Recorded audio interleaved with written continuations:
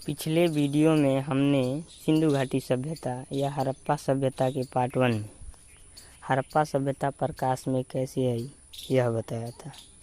इस पार्ट 2 में हम उसके नामकरण पर चर्चा करते हैं।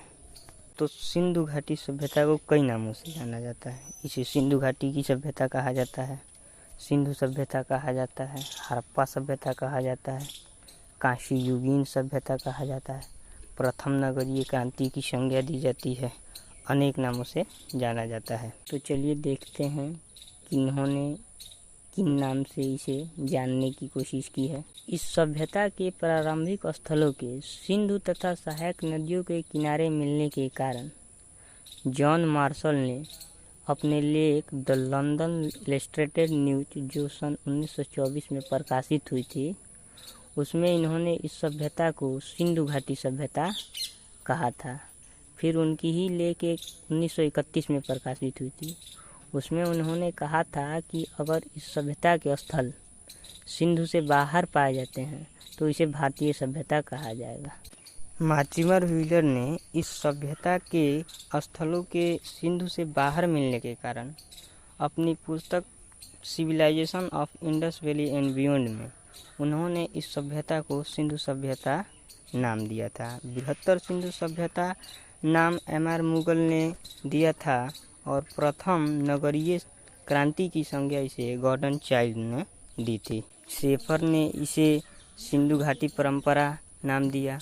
सिंधु घाटी परंपरा उन्होंने नाम ताम्रपाषाण काल से लेकर हड़प्पा सभ्यता के पतन तक के काल को कहा। कुछ विद्वान इसे सिंधु सरस्वती सभ्यता भी कहते हैं, क्योंकि इस सभ्यता से जुड़े जो अधिकांश स्थल हैं वो सिंधु तथा इसकी जो सहायक नदी सरस्वती है, सरस्वती नदी जिसे आधुनिक हक्कड़ या घाघरा नदी कहते हैं, उसके किनारे काफ़ी अधिक इसके स्थल मिले हैं। तो जिस कारण इसे सिंधु सरस्वती सभ्यता नाम दिया गया। इसे कांस्य युगीन सभ्यता भी कहा गया, क्योंकि इससे पहले कांस्य का निर्माण करना मनुष्य नहीं जानता था। ठीक है, लेकिन ये जो कालखंड है ये वैसा कालखंड है जब मनुष्य जो है तांबे और टीन को मिलाकर कांस्य का निर्माण करना सीख चुका था, जिस कारण इसे कांस्य युगीन सभ्यता कहा गया।